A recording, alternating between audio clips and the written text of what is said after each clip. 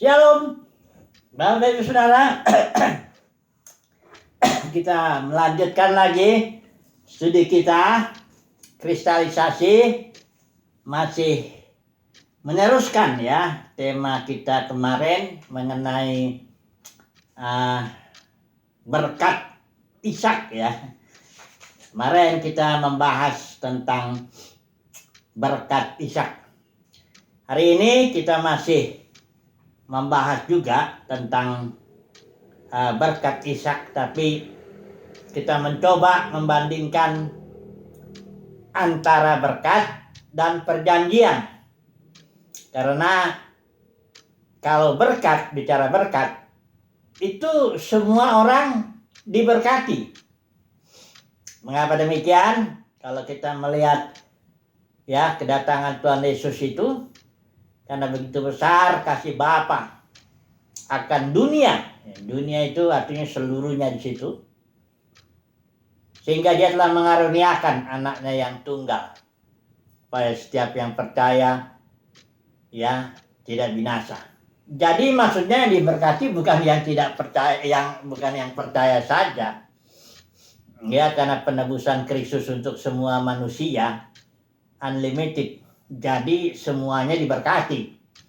Ya, segala kutuk sudah dipikul oleh Tuhan Yesus.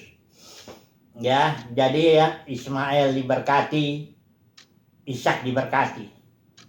Esau juga diberkati kalau sudah lihat di kitab Ibrani.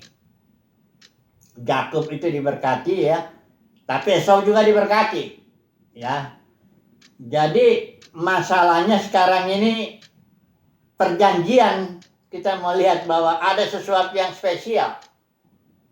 Kalau Tuhan mengadakan suatu perjanjian ya dengan seseorang ya atau satu bangsa.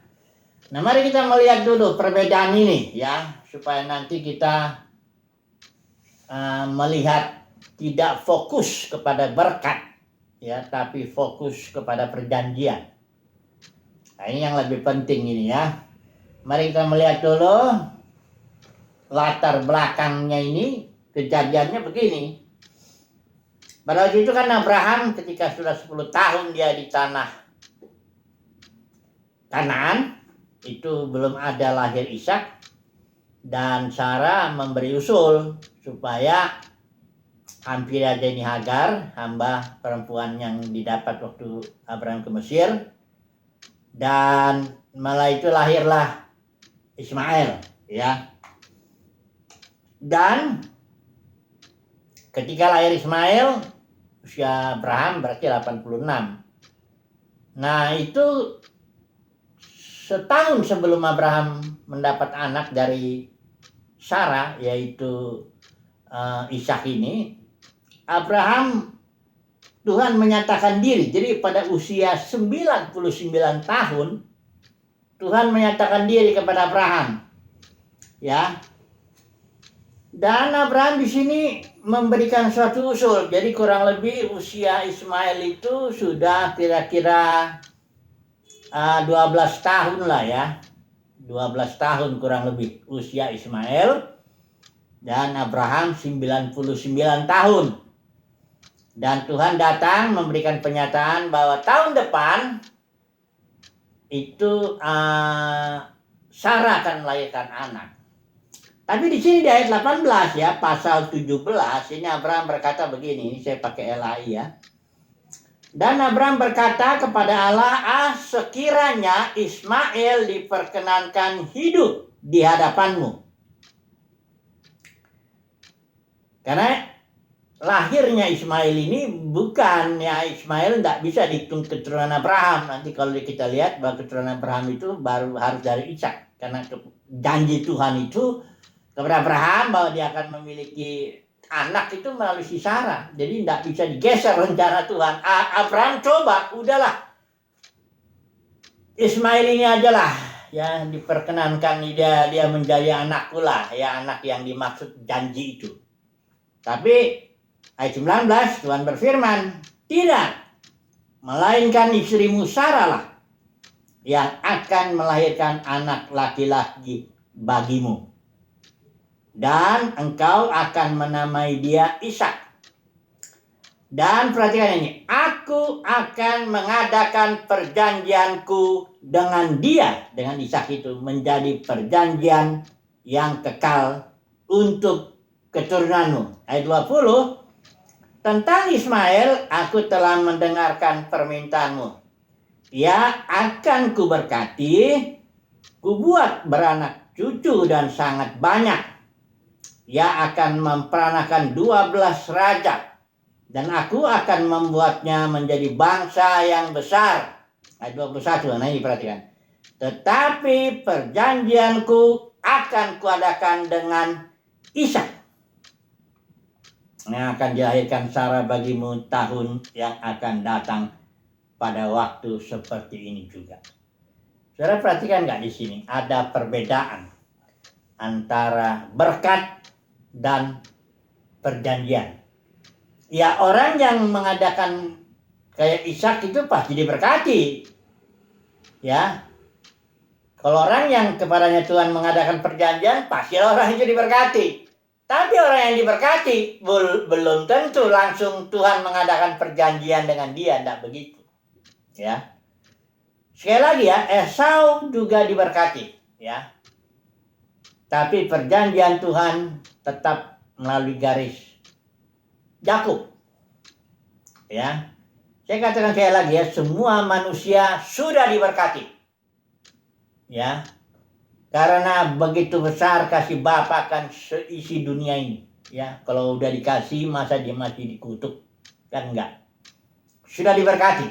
Hanya kepada orang-orang tertentu umat pilihan Tuhan lah Tuhan mengadakan perjanjian itu. Nah, jadi sekarang sekali lagi dengan ayat-ayat ini ya, saudara dan saya dituntun oleh firman Tuhan untuk fokus kepada perjanjian, bukan kepada berkat.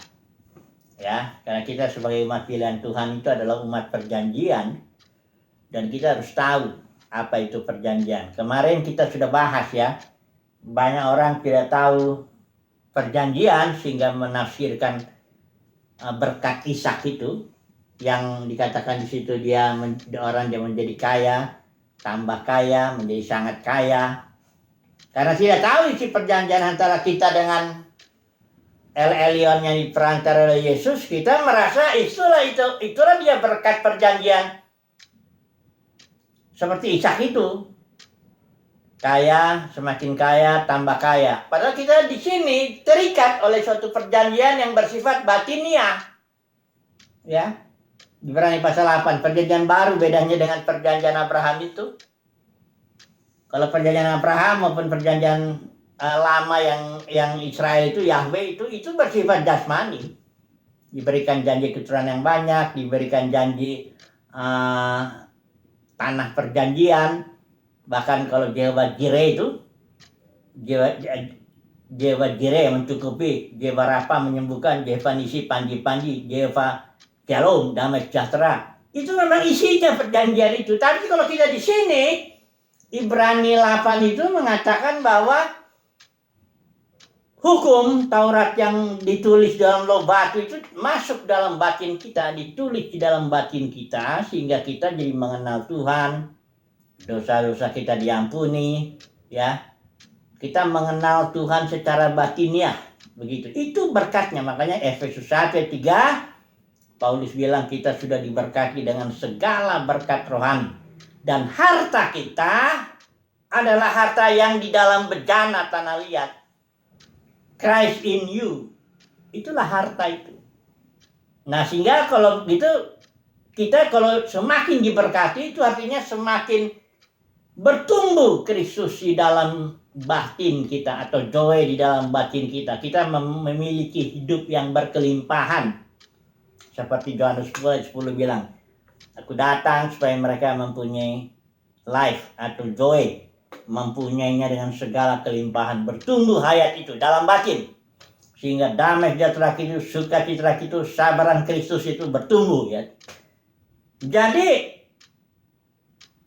kita harus mengerti, ya, perjanjian ini, ya. Mari kita lihat dulu, masuk dulu membedakanlah sedikit. Ini kita udah baca itu tadi. Kita bedakan dulu berkat Ismail dengan berkat Ishak, ya. Saya menyebut berkat Ishak kalau dibandingkan dengan berkat Ismail, ya. Ismail diberkati, dia akan menjadi bangsa yang besar, melahirkan 12 raja, ya. Itu sudah berkat yang luar biasa itu untuk Ismail ini, ya. Kemudian tapi untuk Ishak ini ada suatu berkat yang saya menyebutnya warisan atau ya waris lah, ya. Coba dulu kita melihat ini, ya. Pasal 25 ayat 56 ini. Ini beda ini berkat Ishak, ya. Berkat Ishak ini coba dulu kita lihat. Ya selain daripada beranak cucu dan mendapat tanah perjanjian, tapi ini ada yang khusus ini yang akan mau saya bicarakan ini, yaitu waris, ya. Pasal 25 ayat 5 dan 6. Ya, Kejadian 25 ayat 5 dan 6. Ini begini. Abraham memberikan segala harta miliknya kepada Ishak. Tetapi kepada anak-anaknya yang diperolehnya dari gundik-gundiknya, ia memberikan pemberian. Kemudian, ia menyuruh mereka masih pada waktu ia hidup, meninggalkan Ishak, anaknya, dan pergi ke sebelah timur, ke tanah timur. Nah, jadi saya mau mengatakan begini. Bedanya berkat Ismail dengan berkat Ishak, ya. Adalah berkat Ishak ini adalah warisan. Ya, karena Ishak ini ahli waris. Ismail enggak. Dia hanya mendapat dengan anak-anak Abraham yang lain dapat pemberian, kalau dibilang di sini pemberian, ya. Bukan waris, ya. Jadi ini hanya pemberian-pemberian karena dia diberkati. Semua anak-anak Abraham diberkati. Ya, semua orang diberkati. Ya. Diberikan pemberian-pemberian oleh Tuhan. Tapi yang menjadi ahli waris, nah ini yang kita yang terikat dengan perjanjian. Itu makanya kita harus fokus kepada perjanjian. Ya, kalau kita melanggar perjanjian otomatis berkatnya itu pun artinya begini. Kalau Israel itu melanggar perjanjian, ya, itu dia terkena disiplin, dibuang dari tanah perjanjian, mengalami perbudakan di Babel dan sebagainya, ya. Jadi Israel itu sepanjang Israel pelihara janjinya itu, perjanjian, nggak masalah soal berkat, nggak masalah soal yang lain itu nggak ada masalah, ya. Tuhan setia dengan perjanjiannya, dengan isinya itu juga, ya, dengan berkat daripada perjanjian itu juga Tuhan setia, pasti itu. Makanya orang Israel itu perhatikan ini. Kalau orang Israel minta kesembuhan ketika Yesus melayani itu, kan gampang orang Israel minta kesembuhan, ya. Tuhan tolong aku sembuh. Tapi coba lihat perempuan Syro Fenisia itu orang Yunani itu, ya. Bukan bangsa Israel, ya. Itu minta kesembuhan teriak-teriak sampai memang betul-betul. Bahkan Tuhan bilang nggak baik roti untuk anak-anak dikasih untuk anjing. Karena kenapa? Kenapa dia disebut anjing bangsa-bangsa lain? Karena nggak terikat dengan perjanjian. Tuhan sudah punya janji akan menyembuhkan, selalu akan menyembuhkan bangsa-bangsa lain. Tapi kepada Israel dia sebagai Jehovah penyembuh. Dia harus menyembuhkan sesuai dengan ikatan perjanjian itu. Makanya kalau orang Israel datang minta kesembuhan kepada Yesus, ya gampang sekali. Ya, karena apa? Karena terikat perjanjian. Itu sebabnya saya bilang sekali lagi, saya ulangi lagi. Yang terutama kita fokus kepada perjanjian. Jangan fokus kepada berkat. Berkat itu nyusulnya sesuai dengan isi perjanjian itu. Nah, mari kita melihat dulu atau kita lihat dulu ketaatan Ishak dulu lah, ya, dan kekurangannya lah, ya. Sebelum kita masuk kepada aplikasi, ya, tentang ini, ya, kita lihat dulu bahwa Ishak mempunyai ketaatan juga, ya. Hanya nanti dia beda dengan Yakub ketika dia memberkati anaknya itu dia ketipu, kan. Nah, coba dulu kita lihat ketaatan Ishak ini, ya. Dikatakan dalam ini nggak usah kita baca lah, ya, kita cepat saja sebelum kita masuk kepada aplikasi, ya. Nah, Mari dulu kita melihat yang pertama pasal 22 dikatakan demikianlah keduanya berjalan bersama-sama. Ini kasus di mana Abraham mau diuji mempersembahkan Ishak, dia dengan taat. Ishak pun juga setuju. Ungkapan demikianlah keduanya berjalan bersama-sama itu ada 2 kali ya. Ada di ayat 6 dan di ayat 8. Itu tandanya Ishak setuju berjalan bersama dengan Abraham. Kemudian Ishak juga di pasal 25 ayat 21 dia berdoa untuk Ribka istrinya, karena istrinya itu ternyata mandul. Ishak menikah umur 40 ya, kemudian barulah Yakub dan Esau itu lahir setelah Ishak 20 tahun. Jadi usia 60 lah Ishak, barulah lahir itu Yakub dan Esau. Mengapa demikian? Karena memang istrinya mandul, Ribka itu mandul, tapi Ishak berdoa. Disinilah kelihatan juga ya bukan hanya ketaatan Ishak tapi kelihatan imannya. Kemudian ketika ada kelaparan lagi terjadi di pasal 26, Tuhan memberikan nasihat kepada Ishak, firman ya, jangan pergi ke Mesir. Ya. Dia tetap diam di negeri itu. Kemudian Ishak tetap diam di situ. Malah dia diberkati. Itu kita dapat ayat itu Ishak itu diam di negeri Filistin ya. Dikatakan di situ ayat 13-nya, orang itu menjadi kaya, bahkan kian lama kian kaya, sehingga ia menjadi sangat kaya. Itu dalam konteks ketaatan Ishak juga untuk tetap diam di tanah Kanaan itu ya. Lain beda dengan Abraham, ketika ada kelaparan Abraham pergi ke Mesir ya, itulah dia lahir diambil Hagar itu ya, hamba perempuan dari Mesir. Kemudian Daud juga pernah tidak taat ya, ketika dia dikejar-kejar Saul dia lari, dia keluar dari tanah perjanjian dan dia akhirnya mengalami krisis Ziklag. Dari situlah Daud menulis Mazmurnya, Mazmur 37. Dia bilang, diamlah di negeri dan berlakulah setia, jangan meninggalkan wilayah kekuasaan pemerintahan Tuhan, kira-kira begitulah. Walaupun sana ada kesulitan, tetap bertahan. Nah di sini Ishak termasuk mentaati lah dia bertahan di dalam kesulitan itu. Kemudian Ishak juga membangun mesbah, pasal 26 ayat 25. Tapi hanya satu kali nih ya, berbeda dengan Abraham yang pertama dia di Sikem, kemudian dia antara Betel dengan Ai Abraham bikin lagi ya. Kayaknya berkali-kali Abraham dekat Hebron juga. Abraham berkali-kali membangun mesbah. Mesbah ini sebenarnya Holy Temple ya, istilahnya meja kudus, tapi itu sebenarnya tempat di mana atau simbol di mana orang membangun hubungan dengan Tuhan, menyembah Tuhan, membangun fellowship dengan Tuhan. Ishak juga melakukan itu, ya. Tapi ada kekurangannya di sini Ishak, ya, ketika dia memberkati, ya. Beda dengan Yakub, saya langsung membandingkan aja lah, ya. Kalau Ishak ini dia penglihatan rohaninya kurang lah. Dia ditipu kan. Dia cenderung suka dengan Esau karena senang makan daging buruan. Ribka juga ke Yakub. Jadi sudah ada kepincangan lah dalam kepemimpinan Ishak di situ. Kemudian dengan mudah Ishak ketipu dia. Ya, sementara ketika Yakub ya datanglah Yusuf itu, di sebelah kanannya di kiri Yusuf itu Manasye karena dia paling besar, jadi di kanannya Yakub lah itu Manasye itu ya.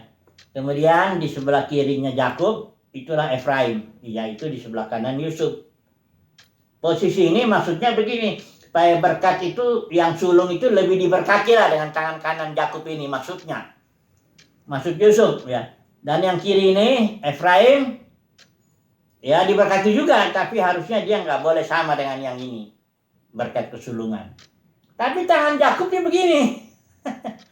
Dia udah nggak bisa ngelihat lagi Yakub itu, udah nggak bisa lihat. Tangannya begini sehingga tangan kanan Yakub terkena tumpang kepalanya Efraim. Sementara tangan kiri Yakub kepada Manasye. Dengan kata lain, Efraim lebih diberkati oleh Yakub ketimbang Manasye, ya.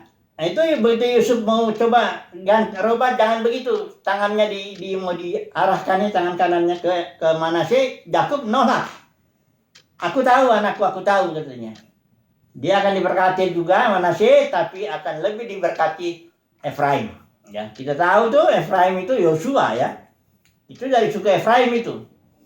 Kemudian ketika bait itu apa yang masuk ke kanan itu Shilo, daerah itu daerah Efraim, di mana bait tabut ya itu ada di situ. Hanya kemudian tabut itu pindahlah ke daerah Yehuda oleh Daud karena kasus itu Imam Eli. Sebenarnya memang banyak kesalahan-kesalahan juga emang suku Efraim. Tapi artinya lebih banyak lah Efraim ini disebutlah ya ketimbang Manasye. Itu karena berkatnya Yakub yang luar biasa ya, dia melihat ke depan ya. Tapi Ishak ini kurang. Mengapa? Karena memang Ishak ini sebagai ahli waris, tapi dia kurang mengalami disiplin atau bentukan seperti Yakub. Kalau Yakub betul-betul dibentuk, dia dihajar Tuhan 20 tahun dia dibentuk, ditipu lagi dia oleh Laban ya. Toto istri yang dicintainya si Rahel tuh udah mati duluan. Udah gitu anaknya yang dicintainya juga si Yusuf ditipu ya. Yakub tahunya sih itu Yusuf mati waktu dia dikasih jubahnya yang udah berdarah itu ya. Ya udah gitu dia betul-betul Yakub itu dihajar, dibentuk, diproses lah melalui banyak penderitaan dan akhirnya dia bisa memberkati 12 anaknya, diberkati masing-masingnya dengan berkat yang diuntukkan untuk yang 12 itu. Kalau sudah lihat nanti di pasal 49 apa. Lain Ishak, berkatnya cuma satu itu yang dirampas Yakub itu. Makanya begitu Esau teriak minta berkat lagi, Ishak bilang nggak ada lagi, cuma satu. Berkat cuma satu, anak ada 2. Ini repot. Ishak ini kurang memiliki ketajaman rohani lah, nggak dibandingkan dengan Yakub ya. Oke, kita sekarang saya penutup, kita masuk dulu ini kepada aplikasi ini ya. Dalam kehidupan kita, dalam kehidupan kita sebagai umat pilihan Tuhan ini ya, ingat perjanjian kita dengan Tuhan. Antara El Elyon dengan yang diperintahkan Yesus dengan kita. Sifat dasarnya adalah antara Bapa dengan anak, perjanjian kita dengan Elohim itu, dengan El Elyon. Kalau Yahweh dengan Israel itu sifat dasarnya suami dan istri. Makanya mempelai anak domba itu kata Yerusalem baru itu karena Israel dengan Yahweh kaitan hubungannya itu suami dengan istri, sifat dasar perjanjiannya. Kalau kita Bapa dengan anak, kitalah ahli waris. Hanya persoalannya gini, ahli waris kalau kita belum sampai tingkat tertentu, kita masih sama dengan hamba. Kita harus bertumbuh sampai tingkat kita putra. Ya, itu makanya yang nanti dimanifestasikan di akhir zaman itu, Roma 8 ayat 19-21 itu putra Elohim yang udah dewasa. Ya. Ini sebabnya kita harus, bagaimana caranya supaya dewasa? Ya ini dia. Aku datang supaya mereka mempunyai hidup dan mempunyainya dalam segala kelimpahan. Artinya hidup itu joy, itu hidup yaitu Kristus yang di dalam batin. Itu yang menjadi fokus kita. Kita jangan fokus kepada berkat-berkat yang di luar. Ini sangat mengaburkan nanti. Kita nggak dewasa nanti. Nggak teguh dalam Tuhan. Harta rohani, harta kita yang sejati itu yang dalam bejana tanah liat ini. Manusia lahiriah kita boleh semakin merosot, tapi manusia batiniah kita itu harus diperbaharui terus, bertumbuh, agar kita berhak dinyatakan siap menerima warisan. Ya, ini yang harus perlu nih kita, ini aplikasinya lah ya. Sebelum saya ambil kesimpulannya cuma sederhana aja. Yaitu bahwa saudara dan saya harus fokus kepada isi perjanjian. Kalau isi perjanjiannya, perjanjian baru itu adalah batiniah. Itu sebabnya saudara dan saya sebagai umat pilihan Tuhan, ya harus fokuslah kepada berkat rohani, kepada perkara-perkara batiniah. Dunia kekristenan sudah terlalu banyak lahiriahnya. Ibadahnya juga sudah terlalu banyak lahiriah. Berkat-berkat yang dibicarakan juga terlalu banyak yang jasmani. Nah, ini akibatnya nanti nggak banyak orang siap menerima warisan. Ya. Karena nggak bertumbuh, ya.